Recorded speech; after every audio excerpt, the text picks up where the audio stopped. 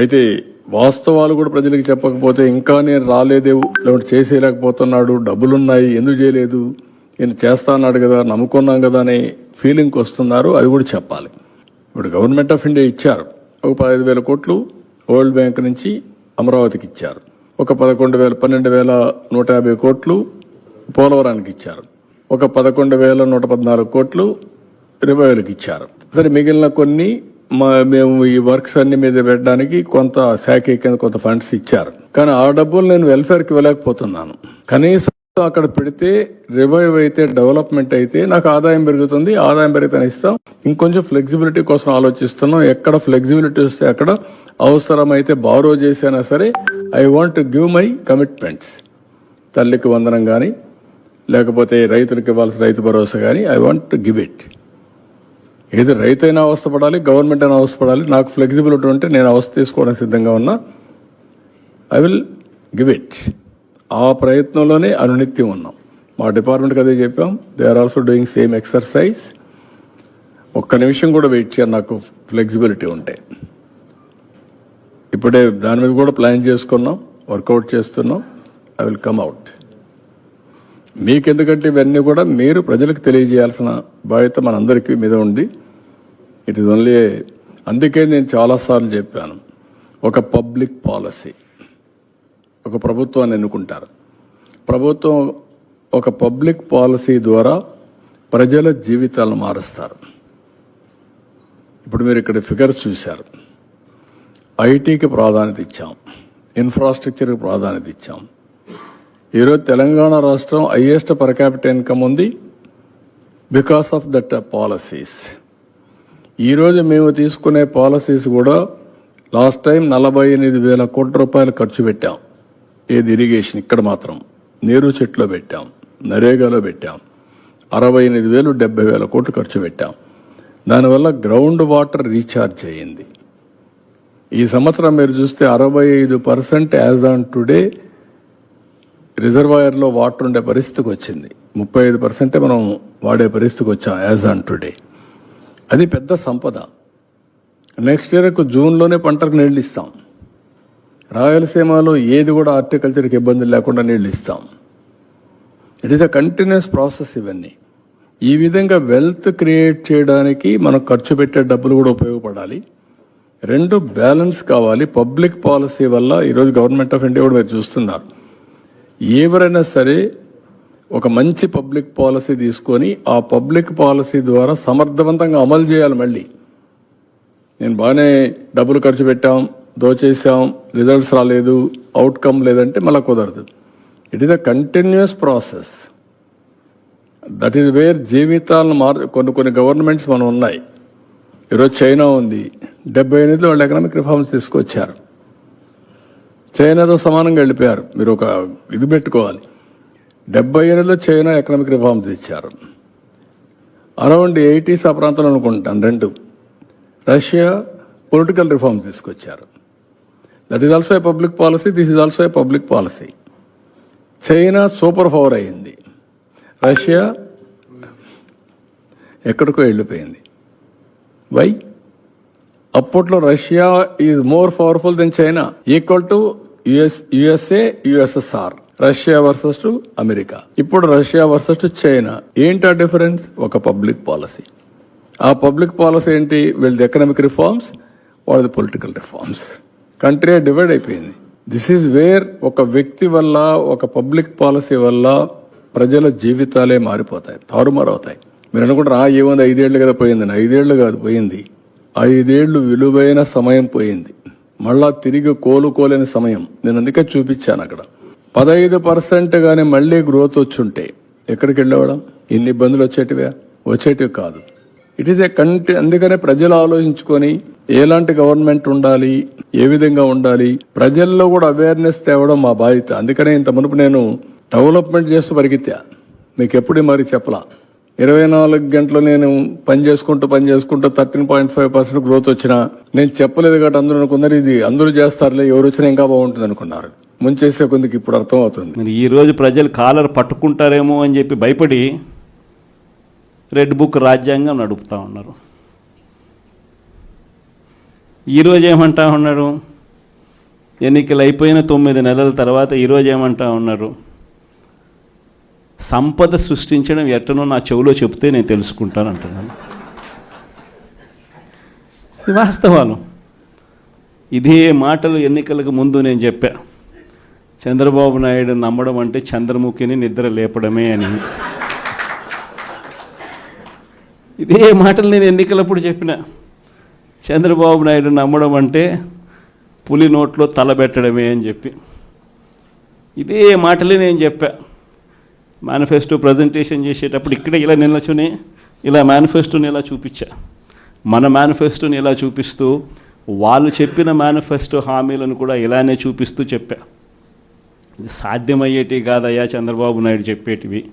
రాష్ట్రానికి సంబంధించిన బడ్జెట్ ఇది, మనం చేస్తూ ఉన్న బటన్లు నొక్కే కార్యక్రమం ఇది, దీనికే ఇంత డబ్బు ఖర్చు అవుతుంది. మరి చంద్రబాబు నాయుడు ఏమో 1,72,000 కోట్లు సంవత్సరానికి అయ్యే ప్రతిపాదనలు ఆయన చెప్తా ఉన్నాడు. సూపర్ 6లు మోసము, సూపర్ 7లు మోసము అని చెప్పి చెబుతూ మనమేం చేయగలుగుతాము అన్నది కూడా ప్రజలకు అర్థమయ్యేట్టుగా కూడా మేనిఫెస్టో సందర్భంగా కూడా చెప్పడం జరిగింది. ఈ రోజుకి కూడా నేను చెప్తా ఉన్నా, ఓడిపోయాం పర్వాలా, ప్రతిపక్షంలో కూర్చొని ఉండం అది పర్వాలా, మళ్ళీ రీలు వెనక్కి తిరిగి మళ్ళీ అదే రోజుకు మళ్ళీ తిరిగి వెళ్ళి కనీసం ఇలా జరుగుతుందని తెలుసు కదా ఇప్పుడు ఎలా చెప్తావు అని చెప్తే మళ్ళీ ఆ రోజు వచ్చినప్పుడు ఇదే విధంగానే మళ్ళీ చెప్తా. ఎందుకనంటే రాజకీయాలలో విలువలు, విశ్వసనీయత అన్న పదానికి అర్థం అదే. ఎన్నికలు ఎప్పుడొచ్చినా కూడా అదే విలువలు, అదే విశ్వసనీయత అన్న ఒకే ఒక్క పదం మీద మళ్ళీ వైఎస్ఆర్సీపీ మళ్ళీ అఖండ మెజారిటీతో మళ్ళీ గవర్నమెంట్. కానీ ఈసారి ఫామ్ చేసినప్పుడు మాత్రం ప్రజలకు చంద్రబాబు నాయుడు నైజం పూర్తిగా అర్థమైపోతుంది. కాబట్టి మనల్ని మళ్ళీ 30 ఏళ్ళు అక్కడే కూర్చోబెట్టే విధంగా కూడా ప్రజలు ఖచ్చితంగా అడుగులు వేస్తారన్న నమ్మకం నాకుంది. ఎందుకంటే ఈరోజు ఒకవైపున ఇచ్చిన హామీలన్నీ కూడా పక్కకి వెళ్ళిపోవడం అన్నది ఒక ఆస్పెక్ట్ అయితే, రెండో ఆస్పెక్ట్ ఏమిటి అని అంటే ప్రతి వ్యవస్థ నిర్వీర్యం అయిపోయింది. కేవలం చంద్రబాబు నాయుడు గారి ప్రభుత్వం రాక మునుపు మన ప్రభుత్వం ఉండేది. మళ్ళీ మన ప్రభుత్వంలో ఎలా ప్రతిదీ కూడా ఎలా పగడ్బందీగా ఎలా జరిగింది, చంద్రబాబు నాయుడు ఎందుకు చేయలేకపోతున్నాడు, ఈ చర్చ ప్రతి ఇంట్లోనూ కూడా జరుగుతూ ఉంది. ప్రతి పథకము కూడా ట్రాన్స్పరెంట్గా, పారదర్శకంగా ప్రతి ఇంటికి చేర్చే పరిస్థితి నుంచి ఈరోజు అన్ని కొలాప్స్. కేవలం 9 నెలలు. ఒకవైపున వ్యవస్థలన్నీ కొలాప్స్, మరోవైపున ఏది చూసినా స్కామే. ఏ గ్రామంలో చూసినా బెల్ట్ షాపులు. ఎమ్మెల్యే దగ్గరుండి ఆక్షన్ పాడిస్తూ ఉన్నాడు. 2 లక్షల 3 లక్షల నీ ఇష్టం. ఆ 2 లక్షలు కట్టడానికి పోలీసులు సపోర్ట్ చేస్తారు, దగ్గరుండి మద్యం అమ్మేట్టుగా. ఎంఆర్పి రేటుకు వాళ్ళు కొనుక్కుంటారు, ఎంఆర్పి రేటు ప్లస్ వీళ్ళ ప్రాఫిట్ వేసుకొని వాళ్ళు అమ్ముతారు. ఏ గ్రామంలో చూసినా కూడా, ఏ బంకులో కూడా ఈరోజు మద్యమే కనిపిస్తూ ఉంది. మొట్టమొదటిసారిగా గవర్నమెంట్ నడుపుతా ఉన్న మద్యం షాపులను తీసేసి ప్రైవేట్ వాళ్ళని తీసుకొచ్చేసినారు. ఇసుక ఎక్కడ పడితే అక్కడ డబుల్ ద రేటుకి అమ్ముతూ ఉన్నారు. ప్రతి నియోజకవర్గంలోని ప్యాకాట క్లబ్బులు ఎక్కడ పడితే అక్కడ కనిపిస్తూ ఉన్నాయి. ప్రతి నియోజకవర్గంలో ఏ పని జరగాలన్నా కూడా, ఫ్యాక్టరీ నడపాలన్నా, ఆ నియోజకవర్గంలో మైన్ ఒకవేళ చేస్తూ ఉంటే చేసుకోవాలన్నా, ఏదైనా కూడా నాకింత నీకింత అని ఎమ్మెల్యే దగ్గర నుంచి మొదలైతే చంద్రబాబు నాయుడు దాకా పంచుకోవడాలి.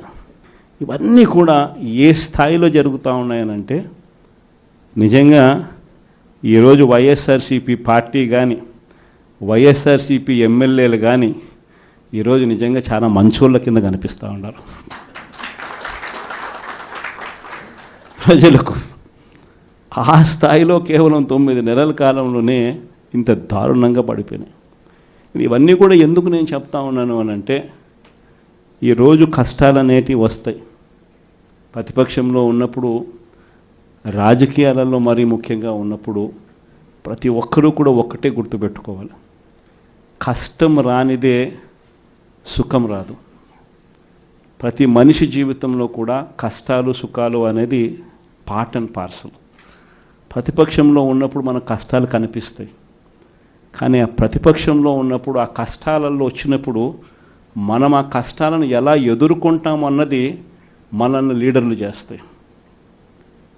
కష్టం వచ్చినప్పుడు మన క్యారెక్టర్ను మనం అమ్మేసుకుంటే, మన వ్యక్తిత్వాన్ని మనం అమ్మేసుకుంటే, ఒక్కసారి బాటిల్లో ఉన్న నీళ్ళు బాటిల్లో ఉంటే బాటిల్లో నీళ్ళు తాగుతాం, బాటిల్లో ఉన్న నీళ్ళు ఒక్కసారి ఇలా పడేసినామనంటే భూమిలోకి పడిపోతాయి, మళ్ళీ ఏరుకోలేం. క్యారెక్టర్ కూడా అలాంటిదే. ఒక్కసారి విడిచిపెట్టేసినాము అని అంటే మళ్ళీ దాన్ని ఏరుకోలేం. ప్రజల్లో చులకనవుతాం, ప్రజల్లో పలచనవుతాం. ఇది ప్రతి ఒక్కరూ కూడా గుర్తుపెట్టుకోండి. కష్టాలు అన్నటివి ఎల్లకాలం ఉండవు. ఎవరికి ఏ కష్టం వచ్చినా కూడా నా కథ గుర్తు తెచ్చుకోండి. 16 నెలలు నన్ను జైల్లో పెట్టినారు. నా మీద కేసులు వేసింది కూడా మళ్ళీ ఎవరో కాదు, అటు కాంగ్రెస్ ఇటు తెలుగుదేశమే. నా పిటిషన్లో ఎవరు పిటిషనర్స్ అంటే అటు కాంగ్రెస్ ఎమ్మెల్యేలు, ఇటు తెలుగుదేశం పార్టీకి సంబంధించిన నాయకులు. కేవలం రాజకీయంగా ఎదుగుతున్నాను అని ఒకే ఒక కారణంతో దొంగ కేసులు బనాయించారు. 16 నెలలు జైల్లో పెట్టినారు. కానీ ఏమైంది? బయటికి రాలా? ముఖ్యమంత్రి కాలా?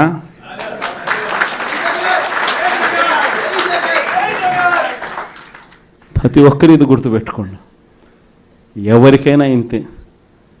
మహా చేస్తే వీళ్ళు ఏం చేయగలుగుతారు? దొంగ కేసులు పెడతారు, కాదండంలా బెదిరిస్తారు, కాదండంలా మహా అయితే 3 నెలలు లోపల వేస్తారు, అది కాదండంలా. కానీ ఏం చేస్తారు? 3 నెలల తర్వాత మళ్ళా వస్తాం, రెట్టించిన ఉత్సాహంతో మళ్ళా పనిచేస్తాం. ఎవరెవరైతే మిమ్మల్ని జైల్లో పెట్టే కార్యక్రమం ఎవరెవరైతే చేస్తారో, మంచి చేసిన వాళ్ళని గుర్తుపెట్టుకోండి, చెడు చేసిన వాడిని గుర్తుపెట్టుకోండి. ఇద్దరిని గుర్తుపెట్టుకోమని చెప్తాను. ఊరికే చూస్తూ ఊరుకోం. వైఎస్ఆర్ కాంగ్రెస్ పార్టీ బ్రతుకుతుంది. వైఎస్ఆర్ కాంగ్రెస్ పార్టీ ఈ రాష్ట్రాన్ని ఏలుతుంది అని కూడా ఈ సందర్భంగా చెప్తాను. మరో 30 సంవత్సరాలు ఏళ్తామని కూడా ఈ సందర్భంగా కూడా మరి గట్టిగా కూడా చెప్తాను. కాబట్టి ఎవరు కూడా వైఎస్ఆర్ కాంగ్రెస్ పార్టీకి సంబంధించిన ఏ కార్యకర్త వెంటికి కూడా పీకలేడు అని చెప్పి కూడా ఈ సందర్భంగా చెప్తాను. ఇది ప్రతి ఒక్కరూ గుర్తుపెట్టుకోండి, ఒక్కటే గుర్తుపెట్టుకోండి. ఈసారి జగనన్న 2.0 కొంచెం వేరుగా కూడా ఉంటుంది. ఈసారి జగనన్న 2.0 కార్యకర్త కోసం ఎలా పనిచేస్తుందో కూడా చూపిస్తుంది. ఇది మాత్రం నేను ఖచ్చితంగా చెప్తా ఉన్నా. ఎందుకనంటే జగనన్న 1.0లో బహుశా కార్యకర్తలకు నేను అంత గొప్పగా బహుశా చేయలేకపోయి ఉండొచ్చేమో. ప్రతి పథకము ప్రతి విషయంలోనూ కూడా మొట్టమొదటిగా ప్రజలే గుర్తుకొచ్చారు. ప్రజలకు మంచి చేయడం కోసమే నా టైం కేటాయించా, నా తాపత్రయపడ్డ ప్రతి విషయంలోనూ దానికోసమే అడుగులు వేశా. కానీ జగనన్న 2.0కి వచ్చేసరికి మాత్రం చంద్రబాబు నాయుడు కార్యకర్తలకు పెడతా ఉన్న ఇబ్బందులు చూశా, కార్యకర్తలు పడతా ఉన్న అవస్థలు చూశా, కార్యకర్తలు పడతా ఉన్న బాధను గమనించా. వీళ్ళ కోసం గట్టిగా మీ జగనన్న ఉంటాడని సందర్భంగా గట్టిగా చెప్తాను.